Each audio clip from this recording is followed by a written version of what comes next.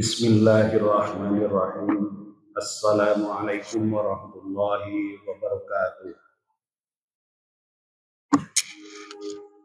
Innal hamdalillah nahmaduhu wa nasta'inuhu wa nastaghfiruh wa na'udzu billahi min shururi anfusina wa min sayyiati a'malina.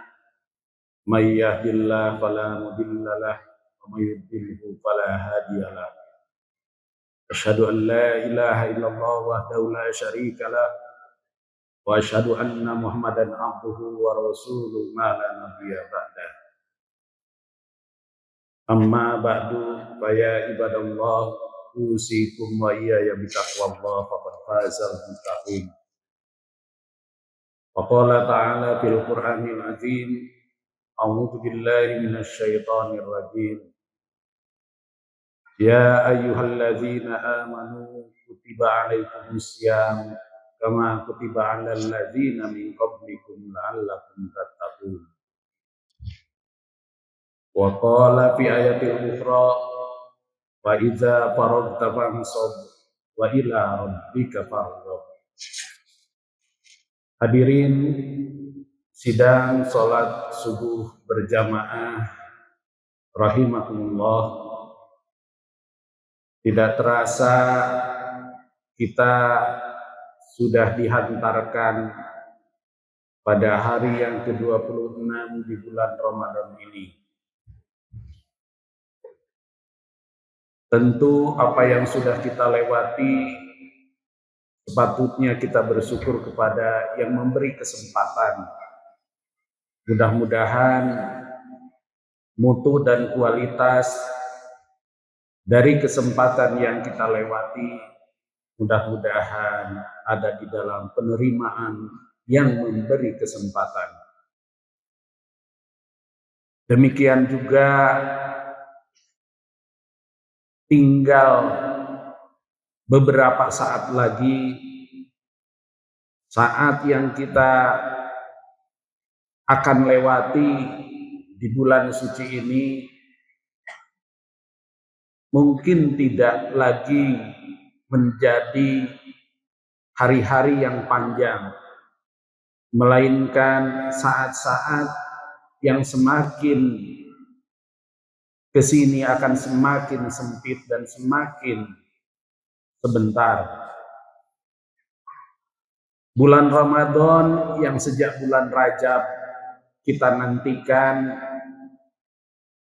segera akan kembali berganti menjadi bulan lainnya.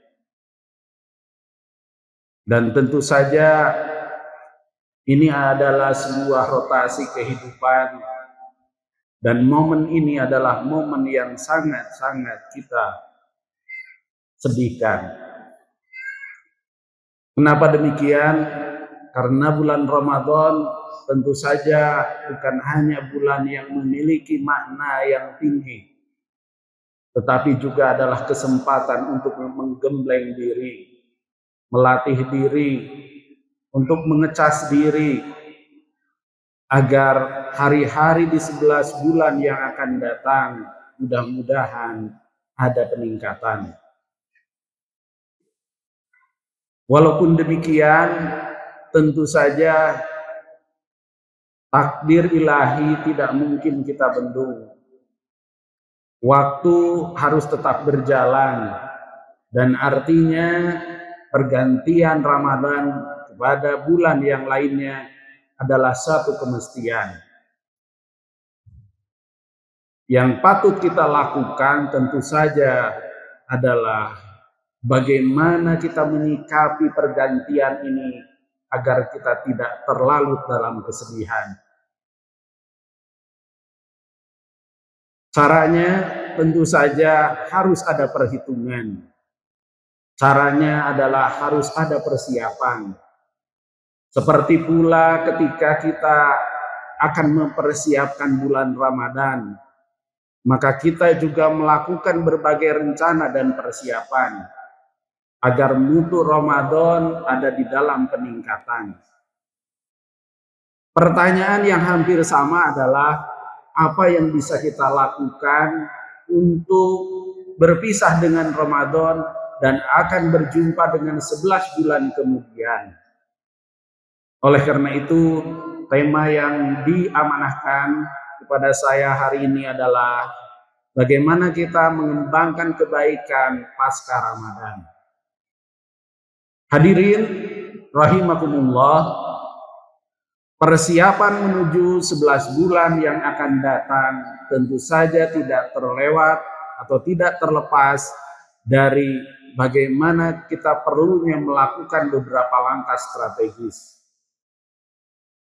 Ayat Al-Quran yang tadi saya catat menandaskan bahwa tujuan dari adanya puasa Ramadan adalah menjadikan kita sebagai sosok muttaqin. Pertanyaannya, kira-kira sejauh mana derajat muttaqin itu bisa kita capai? Berapa prosentase kalau misalnya bisa diprosentasekan derajat dari ketakwaan yang kita raih pada tahun ini? Pun demikian, apabila kita sudah melakukan evaluasi, maka juga ada pertanyaan, apa kekurangan-kekurangan yang barangkali masih melekat di diri kita, yang itu manusiawi sebagai manusia yang di dalam dirinya ada ilham fujur dan ilham takwa. Ada kecenderungan untuk benar, ada kecenderungan untuk salah, ada potensi untuk melakukan hal-hal yang baik, ada juga potensi untuk melakukan hal-hal yang tidak baik. Dan ketika kita sudah melakukan evaluasi itu, lantas kemudian fa'idza faragta fansab. Apabila kita sudah melakukan sesuatu perbuatan, kata Allah, maka tetaplah untuk semangat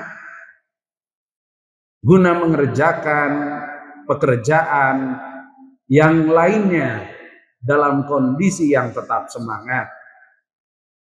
Ini mengindikasikan bahwa evaluasi yang kita lakukan di bulan Ramadan akhir ini itu merupakan kesempatan untuk menakar bagaimana kekurangan, bagaimana keutamaan yang sudah kita capai itu jadi kaca dan juga jadi bahan di mana kita akan mengarungi 11 bulan yang akan datang. Langkah selanjutnya, hadirin rahimakumullah, kita perlu membuat rencana. Rencana itu perlu realistis dan juga perlu mengindikasikan adanya perubahan.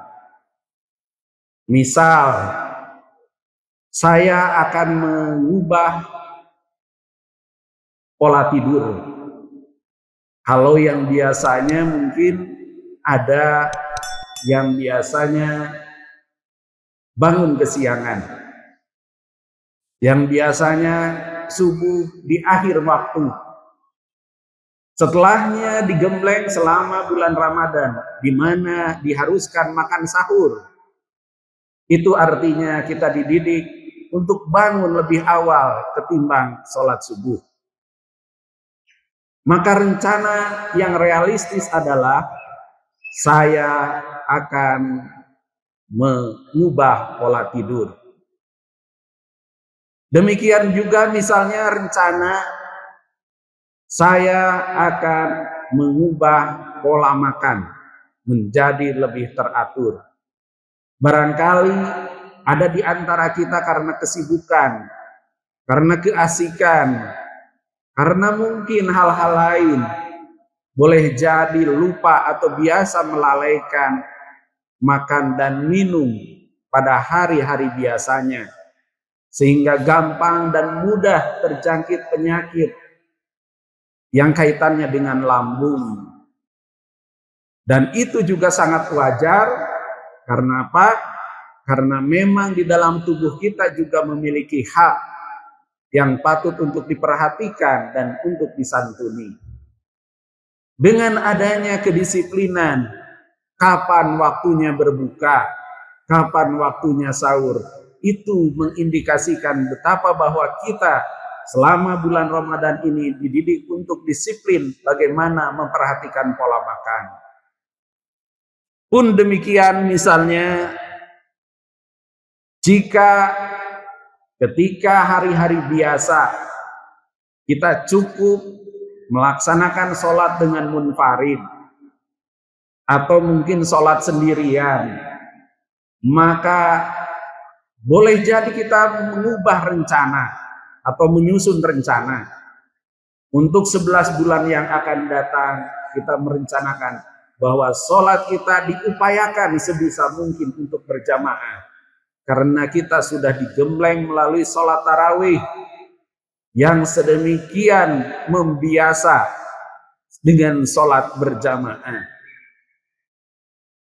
Rencana-rencana yang demikian masih banyak lagi yang bisa kita susun sebagai bagian dari kebiasaan-kebiasaan yang bisa diambil dari perilaku atau dari kebiasaan ketika kita di bulan Ramadan ini.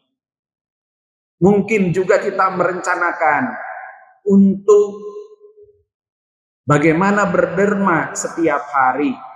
Karena ketika bulan Ramadan itu kita dididik untuk melakukan sedekah, zakat, infak dan seterusnya. Dan itu akan sangat bagus apabila menjadi planning atau rencana yang akan dikembangkan di kemudian hari. Hadirin rahimakumullah, langkah selanjutnya untuk membentuk dan juga membiasakan kebaikan pasca Ramadan adalah dengan membuat tujuan yang spesifik, terukur, dapat dicapai dan juga berbasis waktu. Bagaimana hal itu? Misalnya rencana-rencana yang tadi kita sudah canangkan biasanya kita lakukan dengan lebih rinci. Misalnya saya akan bangun tiap hari sebelum subuh. Maka kata waktu sebelum subuh itu mengindikasikan waktu, mengindikasikan aktivitas, dan apakah itu realistis? Saya pikir dengan apa yang sudah digemblengkan selama bulan Ramadan, apabila itu dipertahankan, maka itu tidak mustahil untuk dilaksanakan. Seperti juga misalnya, saya akan merencanakan bahwa setiap hari akan bersedekah dengan minimal 10.000, minimal 5.000, atau minimal juga bisa 2.000. Kata sebuah hadis bahwa yang baik itu bukan pada besarannya, tetapi yang baik itu adalah pada konsistensinya atau pada kedawamannya. Oleh karena itu, apabila misalnya kita mencanangkan dengan tujuan bahwa tiap hari kita akan melaksanakan dan menyisihkan sedekah, maka itu juga bagian dari sebuah perubahan yang barangkali sebelum Ramadan kita tidak melakukan itu, tetapi karena semangat Ramadan kemarin sudah dilakukan pelatihan, maka berikutnya terjadi perubahan. Dan perubahan yang bagus adalah jika terjadi apa yang terjadi di kemudian hari lebih baik dari sebelumnya. Apabila hari ini masih sama dengan hari sebelumnya, itu masih rugi. Apalagi kalau hari ini lebih jelek dari sebelumnya, itu rugi sekali. Pun demikian dengan tujuan-tujuan, target-target yang lainnya. Hari ini dan beberapa hari yang lalu kita terbiasa dengan melaksanakan saum hampir tiap hari dan memang tiap hari. Dan ketika dilalui ternyata kita bisa. Bagaimana jika di bulan-bulan yang lainnya kita juga memperhatikan misalnya saum-saum sunnah, maka itu juga akan menjadi sebuah gelombang di mana insya Allah kita sanggup, tetapi juga tergantung kepada niat kita apakah sekuat di bulan Ramadan ini. Hadirin rahimakumullah, tujuan, rencana yang tadi kita canangkan tentu saja selanjutnya mari kita sama-sama coba untuk dijalankan. Yaitu bagaimana hari-hari ke depan nanti kita mencoba sekuat mungkin. Dimaklumi bahwa di hari-hari itu akan hadir berbagai godaan, berbagai tantangan, berbagai rintangan untuk melaksanakan saum. Mungkin juga ada godaan karena banyaknya makanan, dan di tengah orang lain barangkali banyak yang tidak saum. Ketika akan sedekah, barangkali juga kita dihadapkan kepada kebutuhan-kebutuhan yang lain.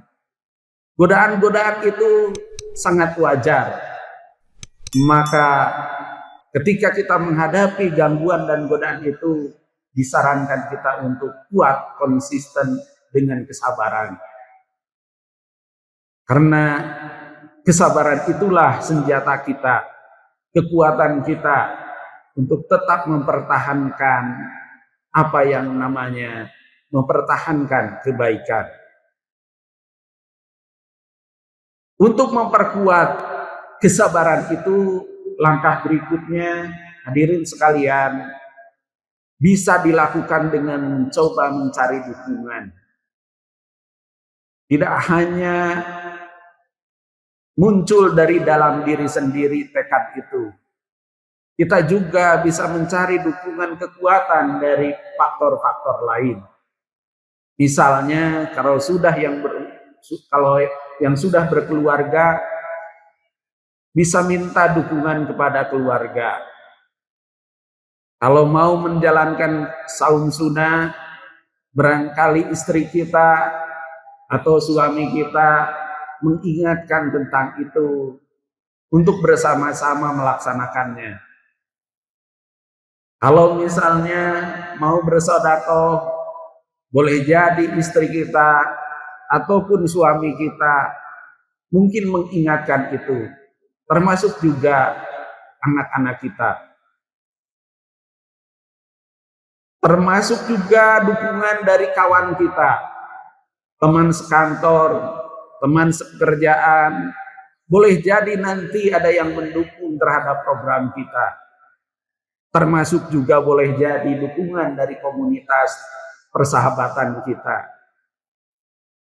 Yang awalnya berangkat dari program pribadi, boleh jadi kalau itu disosialisasikan akan menjadi program bersama yang akhirnya menjadi kebaikan bersama. Dengan adanya dukungan dari pihak eksternal, maka sangat mungkin kekuatan tekad kita menjadi bertambah. Walaupun di sana sini masih ada godaan, dengan kekuatan faktor eksternal bisa jadi kita menambah kesabaran dan kekuatan itu. Dan tidak kalah penting, yang terakhir adalah mohon kekuatan kepada yang pemilik kekuatan, yaitu sering-seringlah berdoa kepada Allah Subhanahu wa taala. Karena di balik kekuatan yang kita punya, maka kekuatan Allah lah yang maha lebih. Di balik kelemahan yang kita punya, ada kekuatan yang Allah miliki. Maka memohon kekuatan kepada Allah Subhanahu wa taala adalah langkah bijak dari seorang yang memang bertekad untuk memiliki konsistensi di dalam kebaikan. Oleh karena itu, dapat saya sampaikan kepada jamaah sekalian untuk bagaimana kita membangun kebaikan pasca Ramadan. Dapat kita catat bahwa mulailah dengan perubahan kecil sebelum perubahan besar. Lakukanlah perubahan kecil itu secara bertahap. Dan bisa juga jika belum banyak perubahan yang kita lakukan, cukup 1, 2, atau 3 perubahan saja dulu sebelum banyak perubahan yang terjadi pada diri kita dan juga pada yang lainnya. Oleh karena itu, akhirnya di akhir masa Ramadan ini, mudah-mudahan dengan persiapan menjelang kita masuki 11 bulan yang akan datang, kita akan mencapai kepada Idul Fitri. Dan juga sampai kepada minal aidin wal faizin. Sampai kepada kemenangan, kesuksesan, dan juga kebermutuan. Seraya mudah-mudahan kita berharap di tahun yang akan datang Allah masih memberikan kesempatan perjumpaan kita dengan Ramadan yang akan datang. Akhir kata, mudah-mudahan apa yang saya sampaikan pada kesempatan ini mudah-mudahan jadi pengingat khususnya bagi diri saya sendiri dan untuk jamaah sekalian. Marilah kita sama-sama tutup dengan doa. Subhanakallahumma wa bihamdika asyhadu an la ilaha illa anta astaghfiruka wa atubu ilaik. Billahi taufiq wal hidayah. Assalamualaikum warahmatullahi wabarakatuh.